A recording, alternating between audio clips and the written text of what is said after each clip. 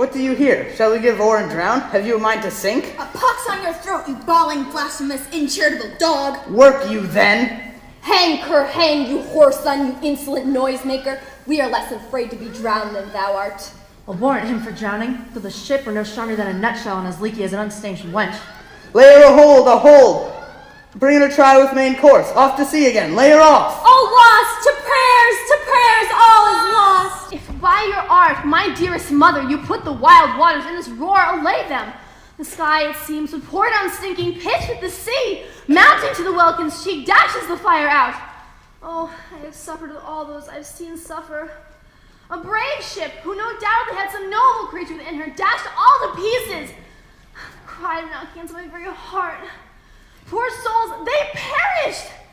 Had I been any god of power, I would have sunk the sea within the earth, or ere should the good ship so have swallowed in the frothtening souls within her. Be collected. No more amazement. Tell your piteous heart there's no harm done. Here, cease more questions. Thou art inclined to sleep. 'Tis a good dullness, and I know thou canst not choose. I am ready, my Ariel. Come, approach. All hail, great master. Great man, I come to answer thy best pleasure, be it to fly, to swim, to dive into fires, to ride on curled clouds. To thy strong bidding task, Ariel and all her quality. It was a torment to lay upon the damned which Sycorax could not again undo. It was mine art, when I arrived here, made ope the pine and let thee out. I thank thee, master. If thou more murmurest, I will pen thy breath in an oak, and peg thee in its knotty entrails till thou hast howled away 12 winters. What shall I do? Say what shall I do? Go make thyself like a nymph of the sea. Be subject to no sight but thine and mine, invisible to every eyeball else. Do so, and after 2 days I will discharge thee. I go. Thou poisonous slave, got by the devil himself, upon thy wicked dam come forth.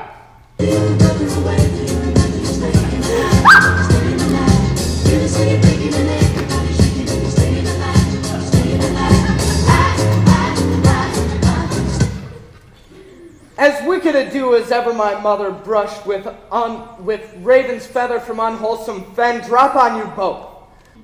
This is the second man I e'er saw, the first I e'er sighed for. Pity move my mother be more inclined my way. Oh, if a virgin, your affection not gone forth, I'll make you the Queen of Naples. Soft, sir, one word more. They are both in either's powers, but the swift business I must uneasy make, lest too light winning make the prize light. One word more, I charge thee that thou attend'st me. Thou didst here put thyself upon this island as a spy, to win it from me, the Lord on it. No, as I am a man. Mother, make not too rash a trial for him, for he's gentle and not fearful. Silence. Come, I'll manacle thy neck and feet together. Sea water shalt thou drink. Thy food shall be the fresh brook mussels. Withered roots and husks wherein the acorn cradled. Follow. No, I shall resist such entertainment till mine enemy has more power. Mother, beseech you, mother, please. Hence, hang not on my garments. Bow, we have lost your son. I fear forever. Milan and Naples have more widows of this business is making than we bring of men to comfort them. The fault's your own. So is the dearest beloved. My lady Sebastian, the truth you speak doth lack some gentleness, and time to speak it in. You rub with sore when you should bring the plaster. Very well, and most certainly. It is foul weather in us all, good sir, when you are cloudy. Foul weather? Very foul. Why doth it not then our eyelids sink? I find not myself disposed to sleep. Nor I, my spirits are nimble. They dropped as by consent, they fell as by a thunderstroke. What might, worthy Sebastian? Oh, what might? No more. And yet, methinks I see it in thy face, what thou shouldest be, what thy occasion speaks thee, and my strong imagination sees a crown dropping upon thy head. Oh, what? Art thou waking? Do you not hear me speak? I do, and surely it is a sleepy language, and thou speakest out of thy sleep. What is it thou didst say? This is a strange repose, to be asleep with eyes wide open, standing, speaking, moving, and yet so fast asleep. Let us thy fortune sleep. Die, rather winkest, while thou art waking. Awake, awake! Now let us both be sudden. Now, good angels, preserve the king! Why, how now? Ho, awake! Why you drawn? Wherefore this ghastly looking? What's the matter? Whilst we stood here, securing your repose, there was even now a hollow burst of bellowing of bulls, or rather lions. Oh, did it not wake you? It struck mine ear most nothing. Sure, it was the din of fright of monsters' ear. An earthquake. It was the roar of a whole herd of lions. Heard you this, Gonzalo? Upon mine honor, sir, I heard a humming, and a strange one too, which did awake me. The storm has come again. My best way is to creep under his gabardine. There is no other shelter hereabout. Misery acquaints a man with strange bedfellows. I shall here shroud until the dregs of the storm be past. I should know that voice.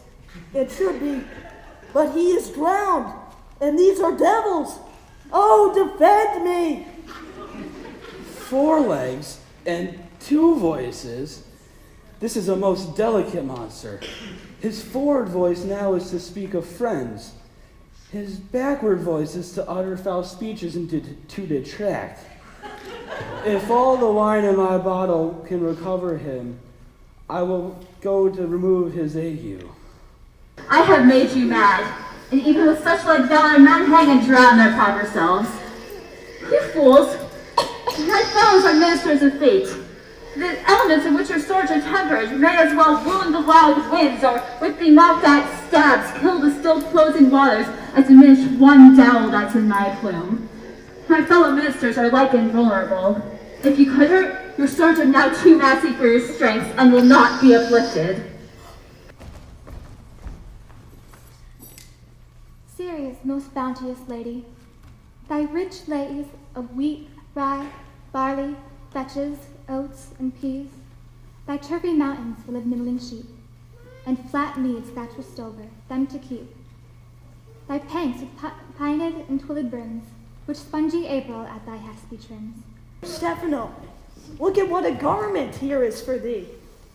Let it alone, fool, it is but track. Oh ho, monster. We know what belongs to a frippery. King Stefano, look. Take that garment off, Tranquillo. By this hand, I'll have that garment. We shall have it. What do you mean to dote thus on such luggage?